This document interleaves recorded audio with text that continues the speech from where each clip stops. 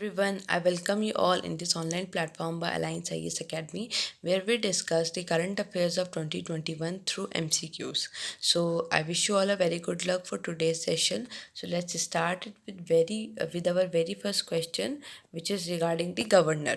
So, according to the Constitution, which among of the following is slash are qualifications of the governor? आपका option number एक statement first है आपका he must be citizen of India. B is he should be 35 years और more. C he must be an outsider to the respective state. आपके options हैं A only, A and B only, A and C only, या फिर all of the above.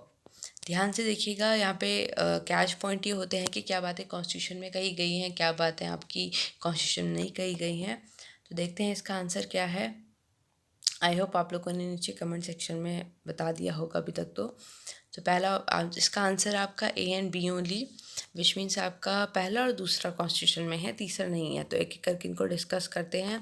Governor जो होता है आप जानते ही होंगे, गवर्नर एक आपका नॉमिनल एग्जीक्यूटिव हेड होता है किसी भी स्टेट में. बहुत इंपॉर्टेंट पार्ट होता है गवर्नर. ओके. और इसका अगर हम क्वालिफिकेशंस के रिगार्डिंग बात करें तो कॉन्स्टिट्यूशन में ये कहा गया है कि ही should B a citizen of India. पहला. दूसरा ये कहा गया है कि उनको या तो 35 years या फिर उससे ज़्यादा का होना चाहिए. इम्पॉर्टेंट. अब यहाँ पे ये इम्पॉर्टेंट हो जाता है कि जो जो आप देखते ही होंगे कि गवर्नर मोस्टली स्टेट के बाहर का किसी आउटसाइडर को बनाया जाता है. तो ये आपका कॉन्स्टिट्यूशन में नहीं मेंशन है, ये आपका कन्वेंशन होता है. कन्वेंशन के थ्रू आपका ये आपका दिखने को मिलता है. तो कन्वेंशन इसका मतलब ये नहीं है कि ये मैंडेटरी होता है. कई बार ये चीज़ें इसे वॉयलेट भी करा जा सकता है क्योंकि कन्वेंशन है ये. तो यहाँ पे ये देखेंगे कि he shall be an outsider having no relation with the state. जहाँ उसका अपॉइंट किया जा रहा है, जब उसका अपॉइंटमेंट होगा प्रेसिडेंट के थ्रू, तो चीफ मिनिस्टर से कंसल्ट किया जाएगा.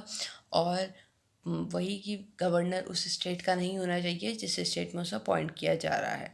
तो ये यहाँ पे इम्पॉर्टेंट हो जाता है. कॉन्स्टिट्यूशन में क्या क्या बातें करी गई हैं तो ये आपकी इम्पॉर्टेंट हो जाती हैं. वैसे तो इतने सारे एज सच आर्टिकल हमें याद नहीं करने होते हैं, बट एक बार अगर हम इनको रीड मार लें तो उससे क्या होता है कि हमें एक आइडिया रहता है कि कॉन्स्टिट्यूशन में क्या क्या बातें बताई गई हैं. फॉर एग्जाम्पल आपका अपॉइंटमेंट से रिलेटेड बात आर्टिकल 155 में करी गई है. टर्म ऑफ ऑफिस से रिलेटेड बात 156 में करी गई है. आपका क्वालिफिकेशन से रिलेटेड बात आपकी 157 में करी गई है. फिर आपके जितनी भी पावर्स हैं टू ग्रांट पार्डन 161 में करी गई हैं. यहाँ पे मैं आपको एक क्वेश्चन देना चाहती हूँ कि आपको यहाँ पे बताना है कि प्रेसिडेंट और गवर्नर की पार्डनिंग पावर में क्या डिफरेंस है.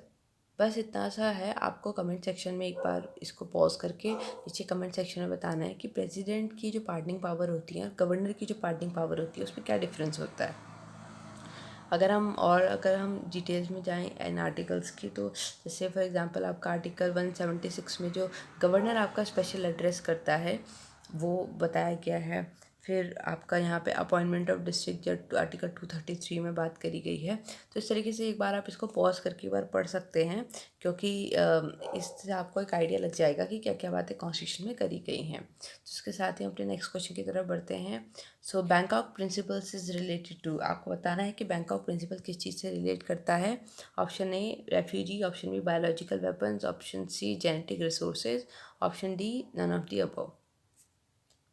डैम श्योर अगर आप करंट अफेयर्स को फॉलो कर रहे हैं तो आपको बिल्कुल पता होगा कि ये किस उससे बात है, क्योंकि कल या वर्षों के करंट अफेयर्स में बहुत अच्छे से डिस्कस हो रहा था. सो देखते हैं इसका आंसर. इसका आंसर है ए, विच मीन्स इसका आंसर है रेफ्यूजीज. सो बेसिकली आपका ये जो बैंकॉक प्रिंसिपल है आपका रेफ्यूजी से रिलेट करता है. तो जो न्यू दिल्ली में जो आपका हाई कमिश्नर का जो ऑफिस है आपका रेफ्यूजी से रिलेटेड, क्योंकि वो आपका न्यूज़ में था इसीलिए आपका यहाँ पे बैंकॉक प्रिंसिपल न्यूज़ में आ जाता है. याद रखिएगा बैंकॉक प्रिंसिपल में इंडिया भी सिग्नेटरी है. तो उसके साथ ही अपने नेक्स्ट क्वेश्चन की तरफ बढ़ते हैं. सो डिस्कस द इनकरेक्ट स्टेटमेंट. आपको इनकरेक्ट स्टेटमेंट बताना है. Purchasing Managers Index PMI studies both public and private sector like the index of industrial production.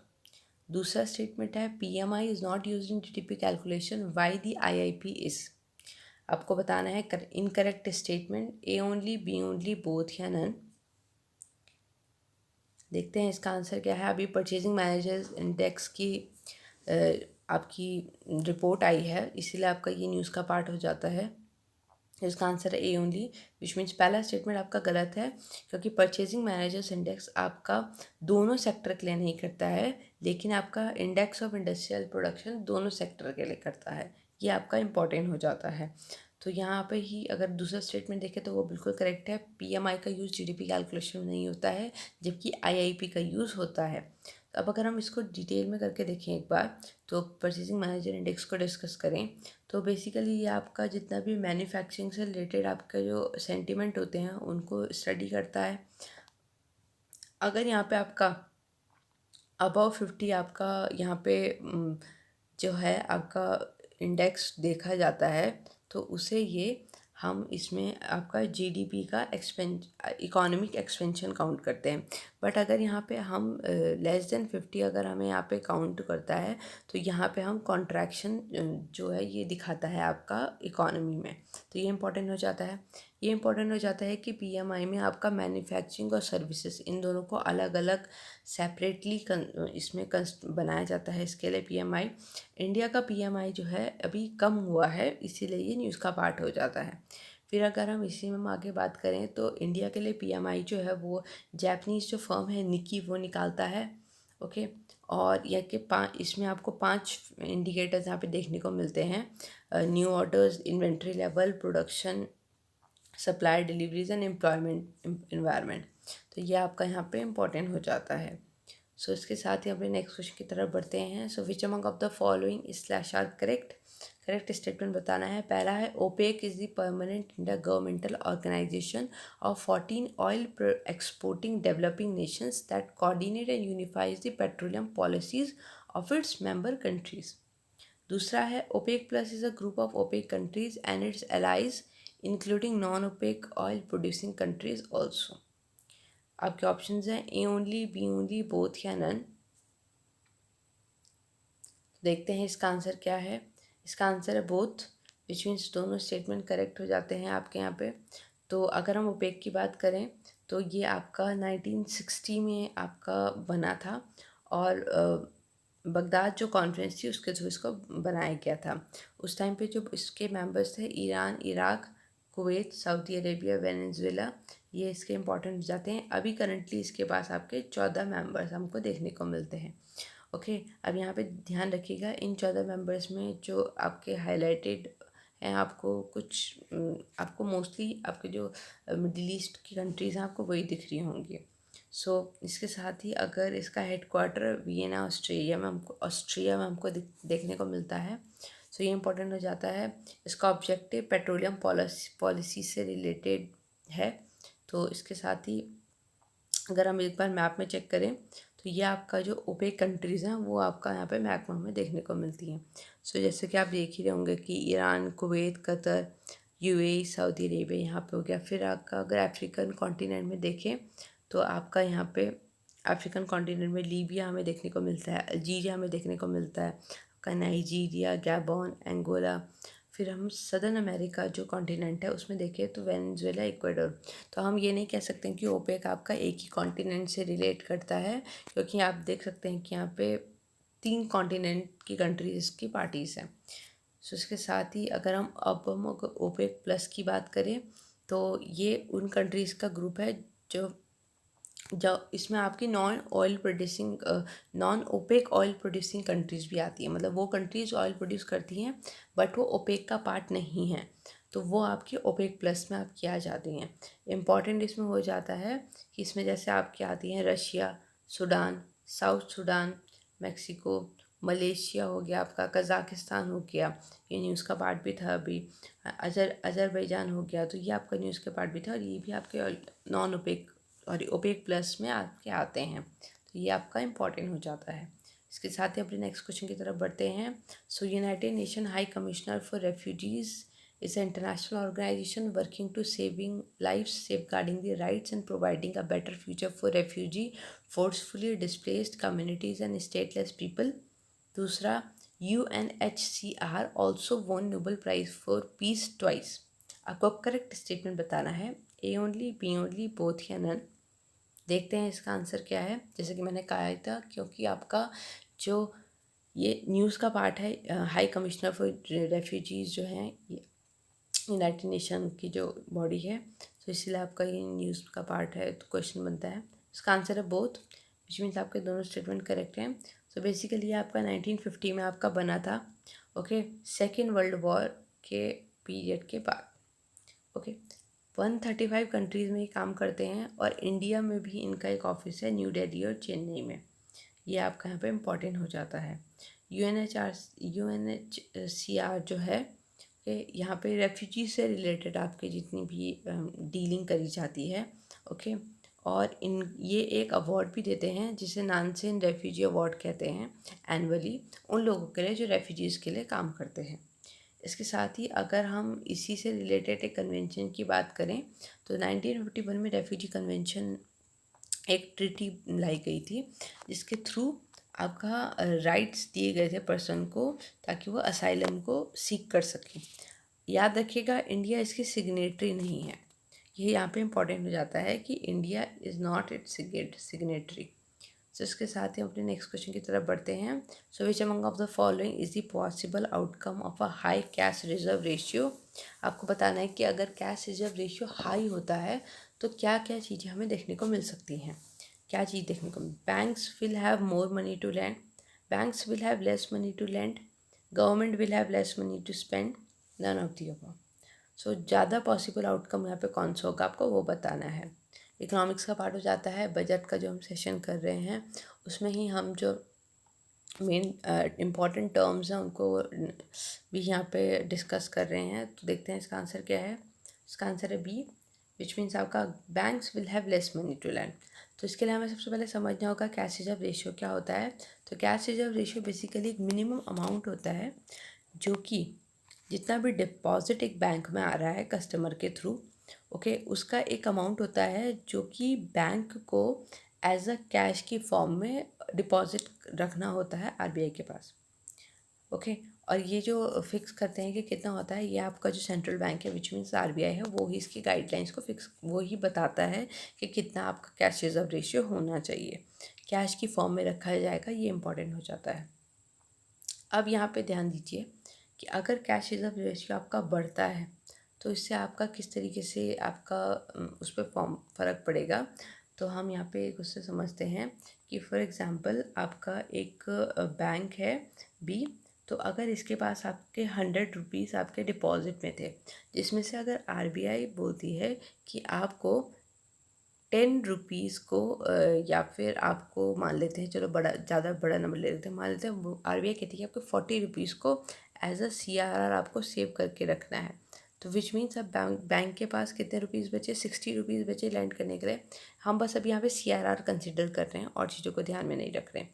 तो 60 रुपीज़ कंसिडर करने के लिए देने के लिए बचे, तो अब जो होगा, अब जो बैंक करेगा इसे लैंड करेगा, ठीक। वहीं अगर बैंक जो है, तो अब ये अब इसी तरीके से अगर हम फिर बोले कि बैंक के पास 100 रुपीज़ है और आरबीआई ने जो कैश रिजर्व रेशियो है आपका रखा है 10 रुपीज़, तो अब बैंक के पास कितने रुपीज़ बचते हैं, 90 रुपीज़। तो अब इन दोनों ही केस में ज़्यादा सर्कुलेशन आपका जो मनी का इकोनॉमी में जाएगा वो केस 2 के थ्रू जाएगा, ना कि केस 1 के थ्रू। क्योंकि केस 1 में क्योंकि आरबीआई के पास ज़्यादा पैसा रखना पड़ रहा है, इसकी वजह से बैंक के पास कम पैसा है लैंड करने के लिए, विच मीन्स अगर बैंक के पास कम पैसा है लैंड करने के लिए, सो बैंक के पास अगर कम पैसा है लैंड करने के लिए, विच मीन्स कस्टमर के पास कम पैसा है निकालने के लिए, विच मीन्स आपका इकोनॉमी में कम पैसा जाएगा। और इकोनॉमी में कम पैसा जाएगा तो जो आपका पूरा साइकिल होता है वो आपका फिर स्लो होने लग जाएगा। बेसिकली आपका ये जो यूज़ किया जाता है, ये आपका जितने भी तरीके के आपकी मनी का जो फ्लक्चुएशन होता है मार्केट में उसको कंट्रोल करने के लिए किया जाता है। तो कई बार जो बैंक्स अगर मार्केट में एक्सेस मनी हो जाए तो इस तब जाके इन टूल्स का वैसे तो उसका यूज़ करते हैं, लेकिन इसको जो बढ़ाने वाला जो घटाने वाली चीज़ें होती हैं उसको तब यूज़ किया जाता है। तो कई बार अगर मार्केट में एक्सेस लिक्विडिटी है तो उसे कम करने के लिए करा जा सकता है, या फिर अगर मार्केट में डेफिशिएंसी दिख रही है तो फिर करने के लिए इस तरीके से करा जा सकता है। तो आई होप आप लोगों को थोड़ा क्लियर हुआ होगा। सो उसके साथ ही अपने नेक्स्ट क्वेश्चन की तरफ बढ़ते हैं। So which among of the following do not share borders with Mediterranean sea. आपको बताना है मेडिटेरियन सी के साथ बॉर्डर शेयर कौन नहीं करता है, इटली, फ्रांस, लीबिया या फिर नन ऑफ द अबव। तो देखते हैं इसका आंसर क्या, आपको बताना है कौन नहीं करता है। तो इसका आंसर है आपका D, none of the above, क्योंकि जैसा कि हम देख सकते हैं कि this is Italy, this is France, this is Libya, this is Mediterranean sea and all this share borders with Mediterranean sea. तो answer none of the above हो जाता है। देख रहे होंगे आप मेडिटेरियन सी का जो कवरेज है वो कितना बड़ा है। आपका इजिप्ट बॉर्डर शेयर करता है, अल्जीरिया करता है, यहाँ पे मोरक्को भी दिखता है, आपका स्पेन भी दिखता है, फिर आपकी यहाँ पे कंट्रीज दिख जाती हैं, ग्रीस हो गया, टर्की हो गया, तो ये आपका इंपॉर्टेंट हो जाता है। फिर यहाँ पे आपका ब्लैक सी होता है, ये इंपॉर्टेंट हो जाता है। इसके साथ आपका रोमानिया करता है, बल्गारिया करता है, टर्की करता है, यूक्रेन करता है, ये आपका यहाँ पे इंपॉर्टेंट हो जाता है। यहाँ पे आपको एक और कंट्री दिख रही होगी, सीरिया, लेबनान, इसराइल, ये भी आपकी इंपॉर्टेंट हो जाती हैं। इसके साथ ही हम अपने नेक्स्ट क्वेश्चन की तरफ बढ़ते हैं। So Tiger Trump is a military exercise between, आपको बताना है कि किसके बीच में होती है military exercise, India USA, India Japan, India Thailand या फिर नन ऑफ द अबव। देखते हैं इसका आंसर क्या है। इसका आंसर है ए, विच मीन्स इंडिया यूएसए के बीच में ये एक ट्राई सर्विस जॉइंट एक्सरसाइज है। तो ये आपकी 2019 में एक बार हुई थी और उसके बाद इसमें आपका HADR ऑपरेशंस को भी कंडक्ट किया जाता है। Aims to develop interoperability for conducting HADR operations, तो ये याद रखिएगा। दूसरा इसमें इंपॉर्टेंट ये हो जाता है कि ये ऑब्वियस भी है क्योंकि 2020 पैंडमिक की वजह से ये कंडक्ट नहीं हुई थी, तो ये आप इसे इग्नोर भी कर सकते हैं, it's not that much important. So इसके साथ ही हम नेक्स्ट क्वेश्चन की तरफ बढ़ते हैं। Which among of the following slash are correct regarding Minamata convention. So it is a United Nation treaty coming under United Nation environment programme. दूसरा, India is a party to Minamata convention but not ratified it. I guess यहाँ पे party नहीं, हाँ मतलब यहाँ पे party का means आपका सिग्नेटरी से है, और ये बोल रहे हैं कि इंडिया ने इसको साइन किया है बट रेटिफाई नहीं कर रहा है। तो ए ओनली, बी ओनली, बोथ या नन। देखते हैं इसका आंसर क्या है। इसका आंसर है आपका ए ओनली, विच मीन्स दूसरा स्टेटमेंट गलत है क्योंकि इंडिया ने इसको रेटिफाई भी कर रखा है। सो मीनामाटा कन्वेंशन जो है आपका बेसिकली आपका मरकरी से रिलेट करता है, और इसकी मरकरी की वजह से जो भी आपका ह्यूमन हेल्थ और इन्वायरमेंट पे इफेक्ट पड़ता है उससे ये बातें यहाँ पे ट्रीटी में करी जाती हैं। तो ये आपका 2013 में साइन हुआ था, 2017 में फोर्स में आया था, UNEP के अंडर कंसिडर किया जाता है। इंडिया ने साइन और रेटिफाई दोनों कर दिया था, ओके, और रेटिफाई 2018 में किया था। सो इसके साथ ही हम लास्ट क्वेश्चन की तरफ बढ़ते हैं। फॉर्मोसा स्ट्रेट सेपरेट्स, आपको बताना है फॉर्मोसा स्ट्रेट कौन से दो देशों के बीच, कौन से दो एरियाज़ के बीच में है, China, Taiwan, Mexico, Cuba, Italy, Sicily या फिर नन ऑफ द अबव। तो देखते हैं इसका आंसर क्या है। इसका आंसर है ए, विच मीन्स चाइना और ताइवान के बीच में आपका ये आपका स्ट्रेट जो है वो है। दूसरा, ये आपका साउथ चाइना सी और ईस्ट चाइना सी को जोड़ता है, तो ये आपका यहाँ पे इम्पॉर्टेंट हो जाता है। तो इसके साथ ही हम अपने आज के सेशन के एंड पे पहुँचते हैं। तो आई होप आप लोगों ने अच्छे से अटैम्प्ट करे होंगे, आई होप आप लोगों को क्वेश्चंस यूजफुल लगे होंगे। So thank you for listening, thank you for attempting, thank you so much. Stay home, stay safe, stay healthy, thank you so much.